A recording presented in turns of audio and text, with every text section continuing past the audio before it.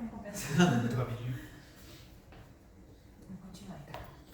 A fé em Deus Pai Todo-Poderoso pode ser posta à prova pela experiência do mal e do sofrimento. Por vezes, Deus pode parecer ausente e incapaz de impedir o mal. Ora, Deus Pai revelou sua onipotência de maneira mais misteriosa no rebaixamento voluntário e na ressurreição de seu Filho, pelos quais venceu o mal.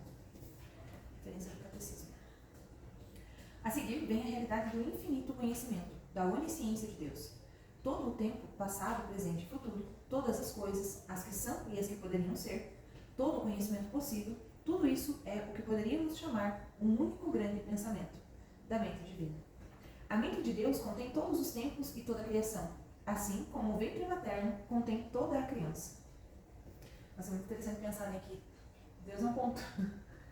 Ele não tem o passar do tempo, né? Ele está em todos os momentos e tudo consiste nele ali e ele sabe. Estava lembrando daquela questão que a gente falou de que tudo existe porque Deus pensa, né? E quer que exista. Aqui ele fala, né? O único grande pensamento da mente divina. Ou seja, de novo, né? Tudo existe porque Deus está pensando naquilo. Está pensando em nós dois estudando agora. Pense, né? Nessa casa, desse jeito, com as crianças dormindo. Agora eu quero que eles dois vão estudar. E ao mesmo tempo a gente tem a liberdade de querer ou não. Né? E, nossa, é muito. Acho que é uma das coisas mais difíceis de entender isso, eu acho. Não, tem a Trindade, né? É muito difícil.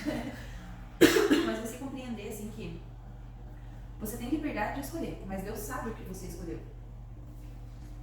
Porque ele já está lá no futuro, ele já conhece todo o todo, né? Ele conhece o todo do todo e todas as opções que você pode vir a tomar. Exato. Então, e ele sabe qual você tomou. Sim. Ele sabe qual você tomou e assim, ele fala assim, se o cara talvez resolver estudar, vai acontecer tal coisa. Se não, vai acontecer tal coisa. Mas eles vão escolher tal coisa. Por conta que ele já sabe. Ele já está fora, ele tá fora do tempo. É loucura isso, né? É muito louco, né? Eu não consigo abarcar esse... Ninguém consegue. Eu acho que não, né? Aí assim, que de uma entra... forma natural e simples, eu acho que não, porque é impossível pensar fora da realidade humana. Porque a gente é preso ao tempo. E daí você começa a pensar muito, você pensa assim, mas como livre-arbítrio? Não tem livre-arbítrio. Mas tem. Você tem liberdade de escolha, porque ele não interfere na tua escolha. Mas ele sabe o que você vai escolher. Isso é um grande erro, né? Porque as pessoas pensam, mas se Deus já sabe o que eu vou escolher, como que eu posso escolher? Ele já sabe o que você vai escolher por conta que ele está fora do tempo. Ou seja, ele já sabe tudo que vai acontecer, do princípio ao fim. Então mas não é... ele não interferiu na escolha. Ele esperou você escolher, mas no tempo dele ele já sabe o que você escolheu. Embora ele sempre nos chame, né? E tem os anjos da guarda que nos ajudem, tem toda a interferência dele para as boas escolhas, né? As virtudes, a presença dele no interior da gente, né? O Espírito Santo. O humano jamais vai compreender assim, de forma natural o que é a realidade fora do tempo. Deus sabe o que farei amanhã? Sim. E na próxima semana? Também. Mas isso não significa, então, que terei de fazê-lo? Se Deus sabe que na terça-feira irei de visita à casa da tia Beatriz, como posso não fazê-lo? Esta aparente dificuldade, que o momento de reflexão nos resolverá, nasce de confundirmos Deus conhecedor com Deus causador. Que Deus saiba que irei ver a minha tia Beatriz não é causa que me faz ir. Pelo contrário, é a minha decisão de ir à casa da tia que permite que Deus o saiba. Mesmo que o meteorologista, estudando seus mapas, saiba que choverá amanhã, isso não é causa da chuva. É ao contrário. Aquilo mesmo que fará chover amanhã é o que proporciona ao meteorologista a base para saber que amanhã choverá. Sim, isso é fácil de compreender. Agora, como Deus age na humanidade, aí é mais complexo. Mas aí, se a gente pegar a palavra, a gente consegue ver onde Deus de fato agiu. Aí ele interferiu na história, de certa forma. Com Noé, com Moisés. Isso. Então, ele chegou, quando Moisés, ele pediu para Moisés abrir o mar. Aí teve aquela questão que Moisés foi lá, bateu na pedra e tudo, tipo, não fez exatamente o que Deus mandou, mas Deus mandou ele fazer. Então ele interferiu na história. E daí veio todos os prodígios que aconteceram quando Jesus se encarnou, né? Então é uma interferência divina na história. Mas não é quando vai na casa da tia que ele vai interferir. Porque, assim, se a gente for pensar, a gente tem um grande plano de Deus para a humanidade todo. Sim. E tem um plano na vida da Carol e do Otávio e do Zé na esquina. Sim. Né? Porque nós somos parte do todo, mas nós temos o nosso micro-universo aqui. Então, ele interfere na história geral, usando algumas pessoas escolhidas por ele. Sim. Que isso foge da nossa liberdade, né? Digamos assim. Bom, também podia dizer não, se der a Virgem podia dizer não, né? Até ela podia dizer não, mas só o fato, eu acho que dela ser imaculada, não teria como dizer não a Deus. Mas era uma liberdade, né? Sim, Ela teve essa agiu liberdade. Aham. Porque o ser humano ela agiu usou do livre-arbítrio dela. Aí você pega toda a linhagem, né? Até Jesus Cristo, né? Tantas pessoas que tiveram a vida, de certa forma, com a interferência de Deus, né? Tipo, não interferência, mas tipo, com a presença de Deus na vida delas, operando através delas. Outras pessoas que permearam a história, né? Por exemplo, quantas pessoas não seguiam Jesus, conheciam ele, mas assim, tipo, eu estava no avião. A pessoa que viveu e passou despercebida. Passou despercebido. Então são pessoas que estavam próximas, mas não tiveram um molde da vida ali. Agora, se você pega as outras pessoas que estavam presentes no momento da história, é que nem você falou, são pessoas específicas que precisavam estar ali para que os planos dessem certo. Mas assim, os planos de Deus eram né? Aí Adão foi lá, Adão e Eva foram lá e mudaram os planos de Deus. Sim. Então, eles interferiram nos planos de Deus. Aí Deus teve que refazer os planos de outra forma. Aí teve que vir o Salvador. Sim. Deixa eu ver se consigo voltar no pensamento que eu estava ali antes. Das pessoas. Assim. Perdi não. Tá, deixa eu tentar construir o pensamento. A gente estava falando ali que Deus tem um plano, porque é um plano geral, né? Que é o que vai acontecer no final dos tempos. Então a gente não sabe exatamente como, quando, onde, porquê, mas o que vai acontecer, no fim dos tempos vai acontecer, né, em algum momento da história. Mas a história de cada um vai acontecer. O Otávio e a Carol vão ter o fim dos tempos deles. Mas inclusive a gente não sabe o que é o meio ali, né? Mas no final a gente já sabe. Isso. A gente tem os caminhos ali, né? Mas, por exemplo, pode ser que nós dois, o que quer que seja, não tenha a ver com o plano final de Deus, que é o plano mais importante, que é a salvação de todo mundo. Né, de quem buscar estar junto com ele. Mas, por exemplo, nós também temos a nossa linha do tempo e que Deus também quer nos salvar. Né? Sim. Então são duas linhas separadas que Deus opera de certa forma. Uma que ele interage, não sei se eu posso usar a palavra pessoalmente, diretamente, e a outra que ele age indiretamente. Que ele espera que a pessoa busque ele, e outra que ele se interfere. É o caso das profecias, né? Se a gente for ver, por exemplo, na série de Fátima. Deus interferiu no tempo. Deus interferiu diretamente na humanidade. Quando ele falou que pararia a guerra se fosse feito tal coisa. E uma profecia ela pode se cumprir ou não, né? De acordo com o livre-arbítrio, de acordo com a escolha das pessoas. Porque Deus sempre vai respeitar a liberdade humana. Fátima interagiu, olha, dadas devidas proporções, Fátima é quase como a vida de Moisés, né, para os 3 pastorinhos. Porque Moisés teve grandes prodígios, né?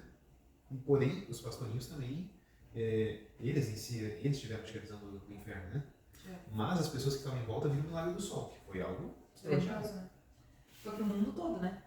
E a mensagem da guerra, a mensagem que até hoje, né, reverbera, não se cumpriu, né? Não, porque as pessoas escolheram resolveram não seguir o que Deus pediu. Por isso que Deus interfere no plano, mas ainda assim ele nunca vai ferir o livre-arbítrio. Não, ele sempre vai acolher a escolha de cada um, né? Ele pode tentar de outras formas, fazer de outras formas, né? Mas sempre vai contar com o livre-arbítrio. E aí que tá aquele negócio, mas Deus sabe que a pessoa vai escolher. Ele sabe que ele tá fora do tempo, mas ele dá as opções, né?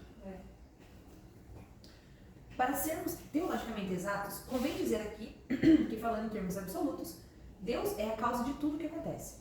Deus é, por natureza, a primeira causa. Isto quer dizer que nada existe, nem nada acontece, que não tenha sua origem no poder infinito de Deus. No entanto, não há necessidade de entrar aqui na questão filosófica da causalidade. Para o nosso propósito, basta saber que a presciência divina não me obriga a fazer o que eu livremente decido fazer.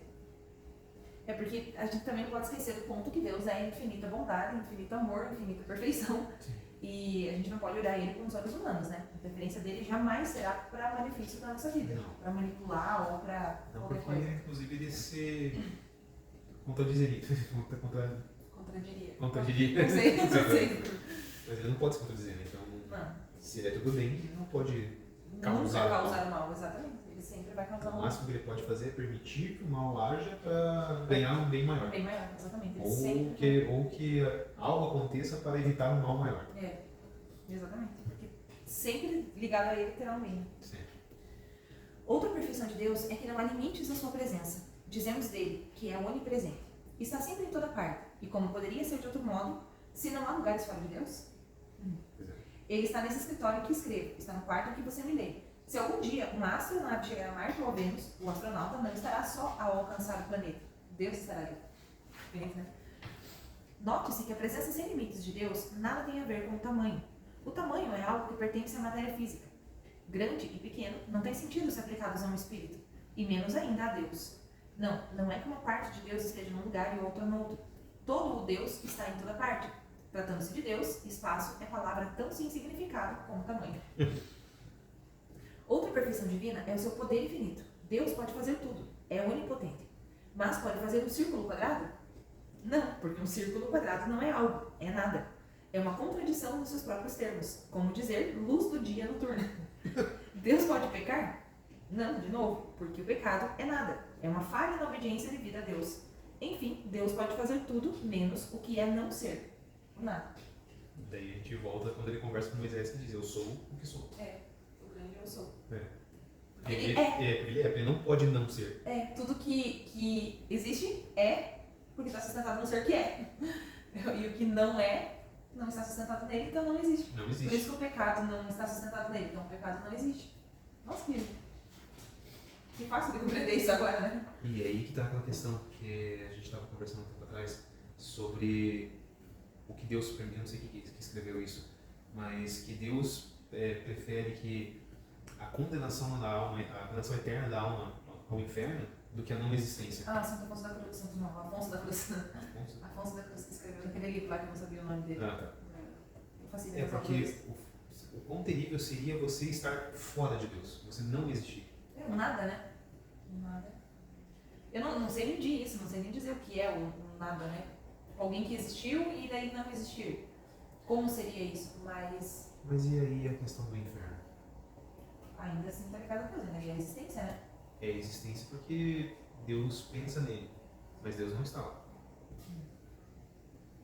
Mas ele não está lá porque aí eu vou, a minha memória está horrível, mas é o fato dele evitar estar lá porque causa um mal maior para as almas condenadas. Porque mas- as almas que está condenada, ela escolheu ficar sem Deus. Mas ainda assim, ainda assim existem. Aquelas almas existem, né? Elas não deixaram de existir. Ainda estão, de alguma forma, ligadas a Deus. É como se eu estivesse pensando num outro país que eu não conheço, nunca fui, provavelmente não queria ir, mas ele existe lá. Existe, É só porque eu estou pensando nele, mas eu não estarei lá. Por escolha própria. Porque se Deus quisesse, ele acabaria com o inferno, né? Nós Sim. nos converteríamos, mas daí ele interferiria no livre-arbítrio. Aí que tá, né? Se Deus quisesse, 100% das pessoas se converteriam e estariam no céu. 100%. Mas aí não é amor. não é amor por causa que seria algo imposto. Por isso que o amor dele é tão fascinante, grandioso e inalcançável para nós. É porque é verdadeiro. Porque é amor. E aí não tem como existir amor se não existir liberdade. Porque senão você obrigando uma pessoa ao amor não é real. Quão terrível o demônio deve ser pra saber que Deus existe, por ser tentado e não querer estar Não junto. queria Deus, né? É porque vai sem volta também, né?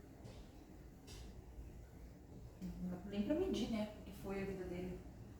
A existência que ele não teve. Bom, não sei. Deus é também infinitamente sábio. Foi ele quem fez tudo, de tal modo que, evidentemente, sabe qual é a melhor maneira de usar as coisas que fez, qual é o melhor plano para as suas criaturas. Alguém que se queixe, por que Deus faz isto? Ou por que Deus não faz isto e aquilo? Deveria lembrar-se de que uma formiga tem mais direito a criticar Einstein do que o homem, na sua limitada inteligência, a pôr em dúvida a infinita sabedoria de Deus. Daí, eu pensei uma coisa aqui agora, sobre a sabedoria de Deus, né? Quantas vezes a gente cai e comete erros porque a gente não consulta a vontade de Deus? Ele, sendo sabedor de todas as coisas, é quem sabe o melhor caminho para nós. E ele, como pai, ele nos mostra esse caminho, né? Qual é a melhor escolha para fazer? Por mais que a gente tenha lá 2, 3 escolhas, ele sabe qual é a melhor escolha para nos levar para o caminho melhor para a nossa vida. E quantas vezes a gente comete erros, ou outras pessoas cometem erros que influenciam a nossa vida, justamente por não ouvir a voz de Deus. Por não não buscar conhecer essa verdade, essa vontade de Deus, né? E aí a gente fica aprisionado no nosso pecado e no pecado dos outros. Nas escolhas, né? Nas escolhas ruins que fazemos e que os outros fazem também. Só que mesmo com as escolhas ruins dos outros, tem uma consequência na nossa vida. Mas aí o que a gente faz com aquela consequência que nos foi imposta, ou algum revés da vida que aconteça, alguma coisa assim, é de nossa total responsabilidade, né? A gente vai responder por aquilo que a gente faz com o que recebe. É a mesma coisa do pecado. Você é tentado, mas você cai no Escolhe, pecado se você né? escolher fazer.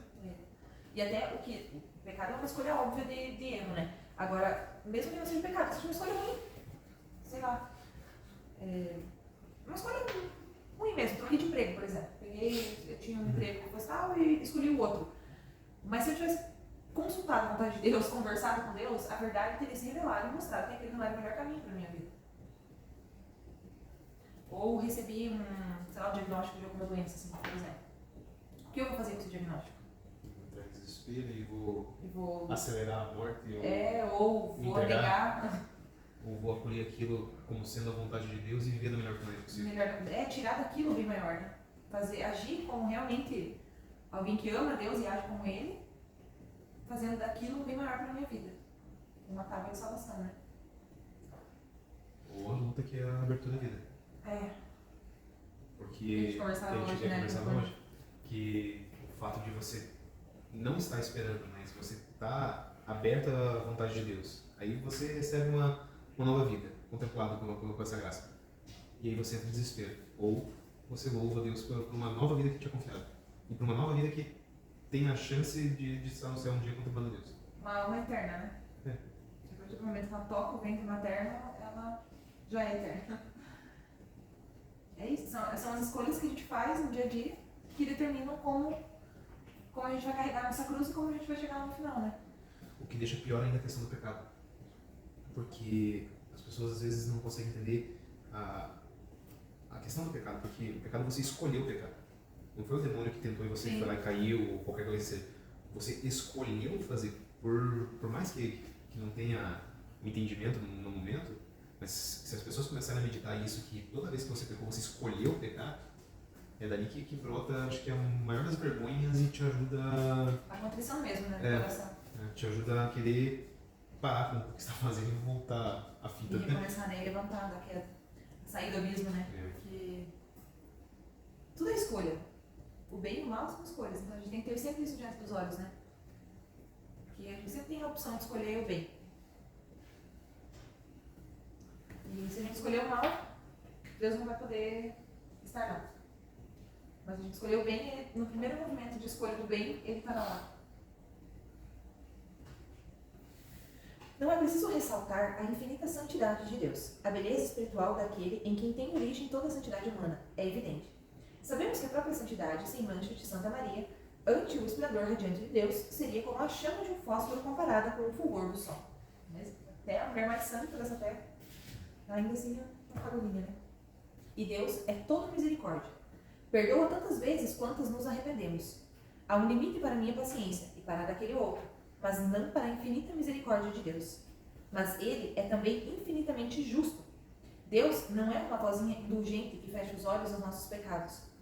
Uma vovozinha indulgente que fecha os olhos aos nossos pecados. Se nos recusarmos a amá-lo, e para amá-lo é que existimos, embora Ele nos queira no céu, a sua misericórdia não anulará a sua justiça. É tudo isso e mais o que queremos significar quando dizemos: Deus é um Espírito infinitamente perfeito. Onipresente, onisciente, onipotente. Faltou essa. Sábio, infinitamente santo, toda misericórdia, Toda justiça. toda justiça. Infinitamente perfeito. E a gente quer treinar com ele, né? Não, e a gente acha que é alguém alguma coisa. No fagulha da história, a gente acha que alguém a ponto de querer exigir que Deus faça algo. Só porque os bonitos querem, né? Se Nossa Senhora, que foi a mãe dele, que acolheu ele em seu ventre, o amamentou. Ela que, teoricamente, podia pedir qualquer coisa na vida. Podia dar uns tapas na bunda. Podia. Não fez porque ela tinha virtudes. Ela é uma chama de um fósforo perto da santidade de Deus.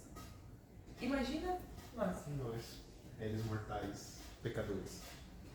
E olha que legal, mesmo a gente sendo do nada, Deus ele se curva pra gente. Se curva. Pra chegar até a gente e resgatar.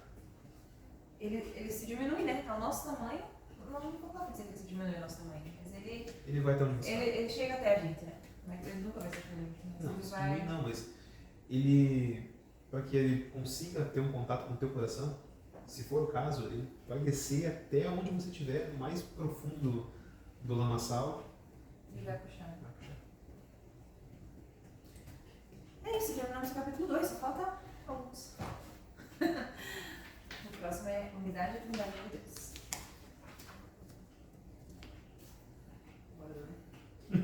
Bora.